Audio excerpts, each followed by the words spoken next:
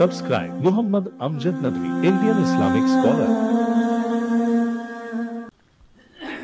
اعوذ باللہ من الشیطان الرجیم بسم اللہ الرحمن الرحیم ان الذین یؤذون اللہ ورسولہ لعنہم اللہ فی الدنیا والآخرہ وأعد لهم عذابا مہینا والذین یؤذون المؤمنین والمؤمنات بغیر ما اکتسبوا فقد احتملوا بہتانا وإثما مبینا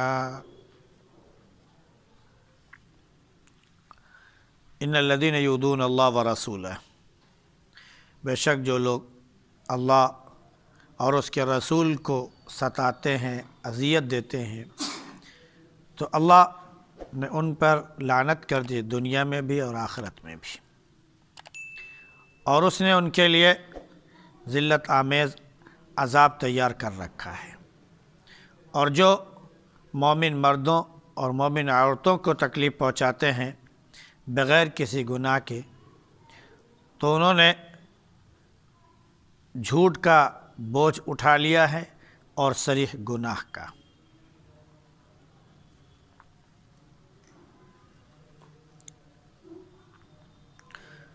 گزشتہ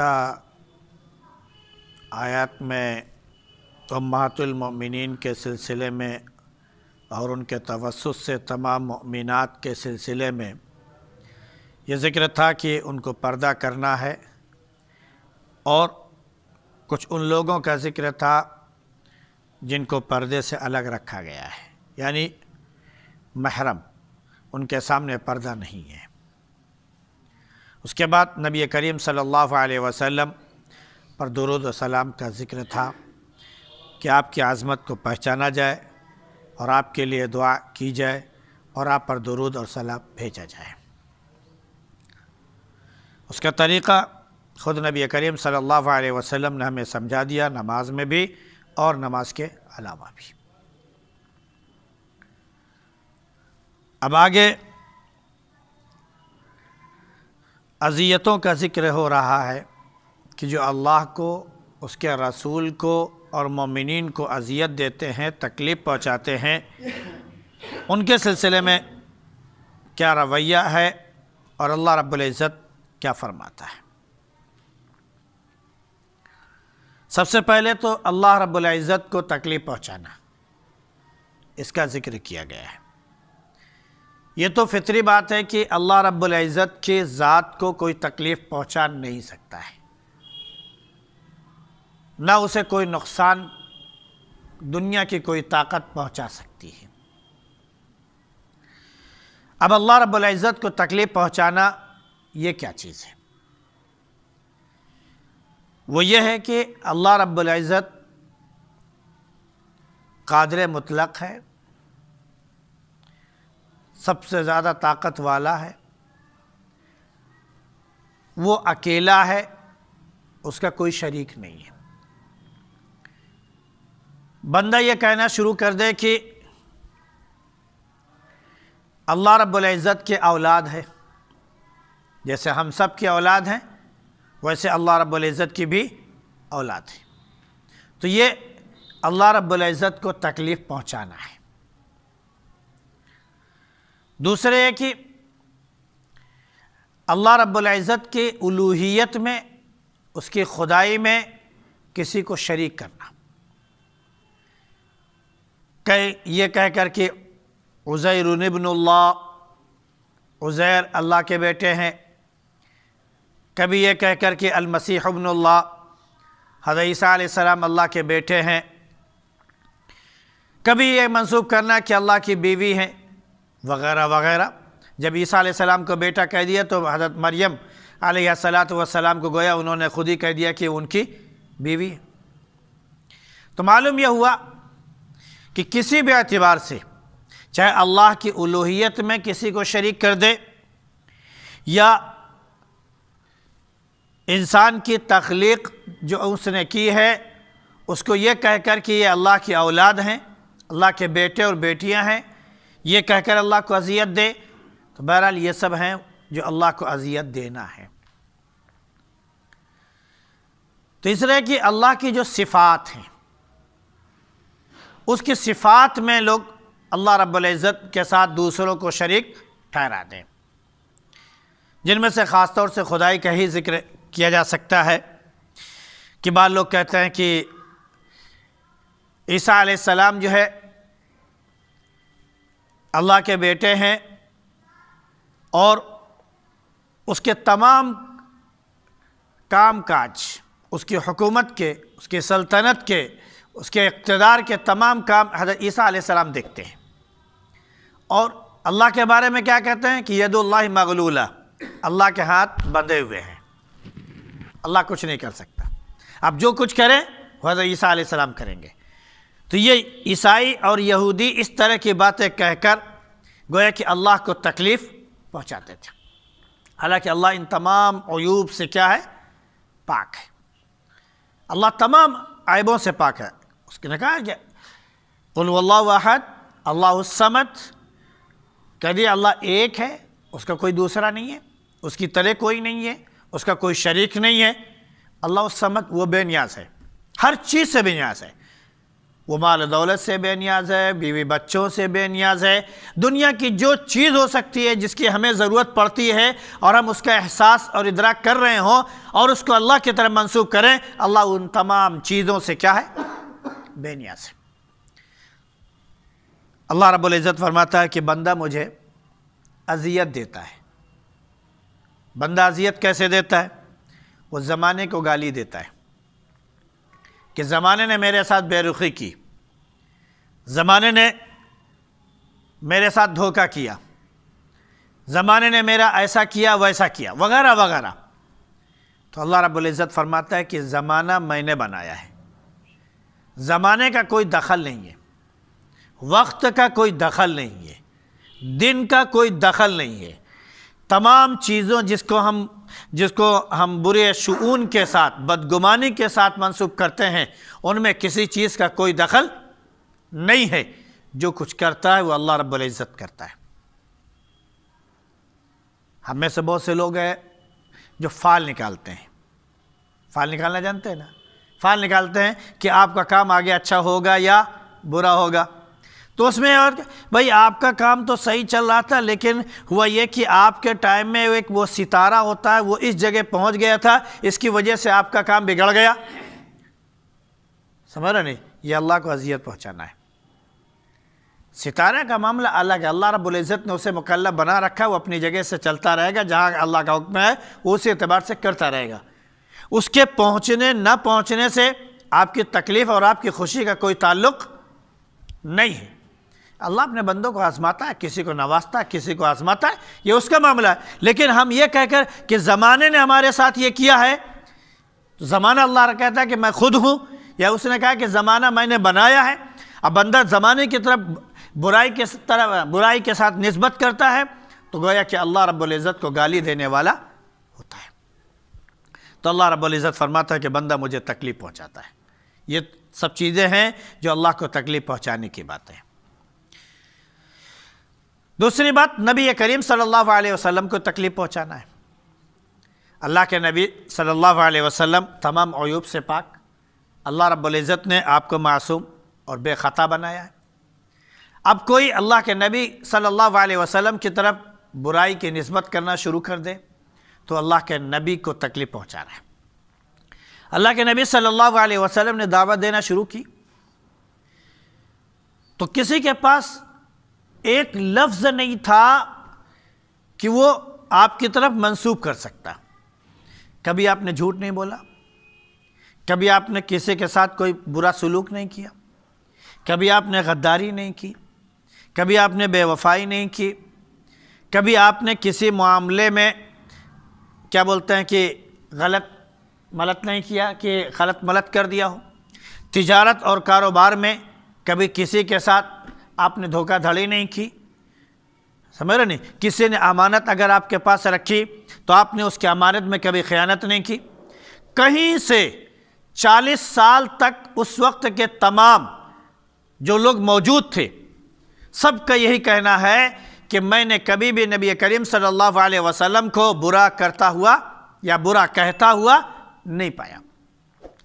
اسی وجہ سے آپ کو لوگوں نے صادق اور امین کہا کہ سچے بھی ہیں اور امانت دار بھی ہیں۔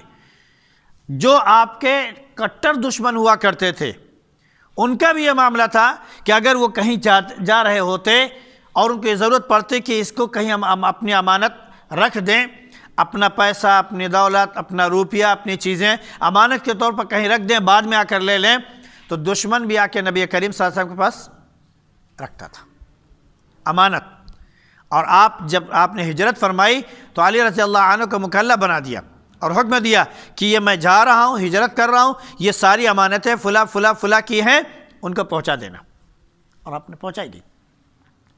تو آپ نے کبھی امانت میں خیر، تو معلوم یہ ہوا کہ کبھی کسی نے برائی دیکھی ہی نہیں۔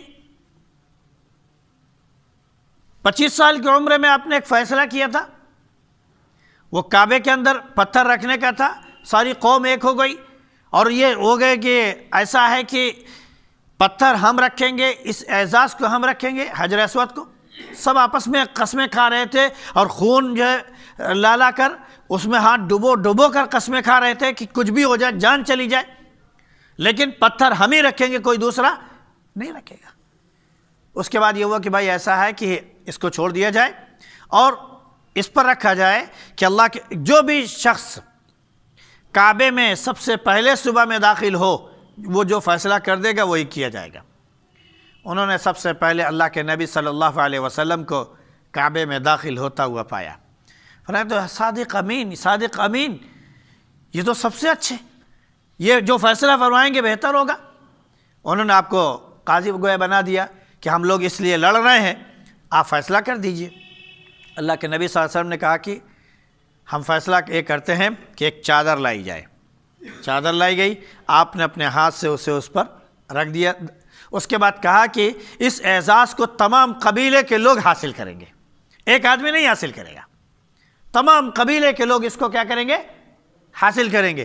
چنانچہ وہی ہوا، سارے لوگوں نے چادر پکڑی اور اس کو اس کے مقام تک لے گئے۔ آپ صلی اللہ علیہ وسلم اپنے دست مبارک سے اٹھا کر اس کو رکھ دیا۔ سب خوش ہو گئے، سب کو اعزاز حاصل ہو گیا۔ یہ کیوں ہوا تھا؟ اس لیے کہ نبی کریم صلی اللہ علیہ وسلم صادق اور امین تھے، تبھی لوگوں نے آپ کو کیا۔ تو معلوم یہ ہوا کہ آپ کی طرف کوئی عیب منسوب کر دیا جائے۔ اب اس وقت کافر، مشرک، یہودی، عیسائی یہ سب جو تھے وہ اذیت دیا کرتے تھے، کبھی آپ کو ساحر کہتے، کیونکہ ان کو کبھی کچھ تو ملا نہیں کہ آپ کو کہہ دے کہ آپ نے یہ کیا، آپ نے کیا۔ تو جب دعوت دینا شروع کی تو کسی نے آپ کو ساحر کہا، جادوگر، کسی نے آپ کو مجنوں کہا یعنی پاگل، کسی نے آپ کو کاہن کہا یعنی نجومی، جو اس طرح کی باتیں کرتے ہو جو دوسرے نہ سمجھ سکتے ہو، وغیرہ وغیرہ۔ تو اس طرح کبھی انہوں نے شاعر کہا، حالانکہ اللہ کے نبی صلی اللہ علیہ وسلم ان میں سے کچھ بھی نہیں تھے، کچھ بھی نہیں تھے۔ تو یہ اللہ کے نبی صلی اللہ علیہ وسلم کی طرف کوئی بات جو نازیبا ہو منسوب کرنا، یہ نبی کریم صلی اللہ علیہ وسلم کو اذیت پہنچانا ہے۔ امہات المومنین تھی، آپ نے حضرت صفیہ رضی اللہ عنہا سے نکاح کیا تو کچھ لوگوں نے جو ہے آپ کو طعن و تشنیع شروع کر دی، لعن طعن آپ کے اوپر شروع کر دیا۔ تو اللہ رب العزت نے آیت نازل فرمائی اپنے نبی کریم صلی اللہ علیہ وسلم کی برات میں، اور ان لوگوں کے جو لعن طعن کرنے والے تھے ان کو فرمایا کہ یہ سزا کے مستحق ہے۔ اللہ کے نبی صلی اللہ علیہ وسلم کی چہیتی اور محبوب زوجہ حضرت عائشہ صدیقہ رضی اللہ عنہا، جن کا لقب کہہ لیجئے خطاب پڑا صدیقہ، یعنی بالکل سچی خاتون، کسی بھی چیز میں جھوٹی نہیں تھی۔ ان کے اوپر عبداللہ ابن ابی ابن سلول نے الزام لگوایا کہ نعوذ باللہ انہوں نے زنا کی، بدکاری کی۔ اللہ کے نبی صلی اللہ علیہ وسلم کو اس سے بہت تکلیف پہنچی، اور اللہ رب العزت نے حضرت عائشہ صدیقہ رضی اللہ عنہ کی براءت میں، ان کی صفائی میں 18 آیتیں نازل فرمائی کہ وہ بالکل پاک و صاف ہیں، بے گناہ ہیں، معصوم ہیں، لوگوں نے جو ان کی طرف غلط بات منسوب کی ہے وہ گنہگار ہیں۔ فرمایا کہ ان کے اوپر لعنت ہے۔ تو نبی کریم صلی اللہ علیہ وسلم کو تکلیف پہنچانا۔ پھر اسی طرح اللہ کے نبی صلی اللہ علیہ وسلم نے ایک موقع پہ فرمایا کہ صحابہ سے بچو، صحابہ سے بچو، یعنی اپنے صحابہ کرام کے بارے میں بتایا کہ اے لوگو صحابہ کو برا بھلا کہنے سے بچو، جس نے ان سے محبت کی میری محبت کی وجہ سے ان سے محبت کی، جس نے ان سے دشمنی رکھی تو میری دشمنی کی وجہ سے اس نے ان سے دشمنی رکھی۔ تو صحابہ کو برا بھلا کہنا یہ اللہ کے نبی صلی اللہ علیہ وسلم کو گویا برا بھلا کہنا اور اذیت پہنچانا ہے، کیونکہ اللہ کے نبی صلی اللہ علیہ وسلم نے ان کی پرورش کی تھی، ان کی تربیت کی، ان کو معاشرے میں رہنے کے قابل بنایا اور دنیا کے لیے نمونہ بنایا۔ تو اب اگر ان پر انگلی اٹھائی جائے تو گویا کہ اللہ کے نبی صلی اللہ علیہ وسلم کی تربیت پر انگلی اٹھائی جا رہی ہے، تو اللہ کے نبی صلی اللہ علیہ وسلم کو تکلیف پہنچے گی۔ ایک موقع پر فرمایا کہ مومنین جو ہیں یہ اللہ کے بڑے قریب ہوتے ہیں، اور اللہ رب العزت نے فرمایا کہ من آذى لي وليا فقد آذنت بالحرب، جس نے میرے کسی ولی کو، کسی نیک بندے کو جو اللہ کے بہت قریب پہنچ گیا ہو اگر تکلیف پہنچائی تو اس سے میرا اعلان جنگ ہے۔ یہ اللہ رب العزت کا فرمان ہے، یہ اللہ کے نبی صلی اللہ علیہ وسلم نے فرمایا۔ تو معلوم ہے کہ مومنین کی تکلیف پہنچانا گویا صحابہ کو تکلیف پہنچانا ہوا، صحابہ کو تکلیف پہنچانا اللہ کے نبی کو تکلیف پہنچانا ہے، اللہ کے نبی کو تکلیف پہنچانا اللہ کو تکلیف پہنچانا ہے۔ تو جو بھی جس اعتبار سے اگر اللہ کو اور اس کے رسول کو تکلیف پہنچاتا ہے تو اس کے اوپر لعنت ہے، دنیا میں بھی اور آخرت میں بھی۔ اس کے لیے اللہ رب العزت نے ذلت آمیز رسوا کن عذاب تیار کر رکھا ہے، دنیا میں بھی ملتا ہے اور آخرت میں بھی ملتا ہے۔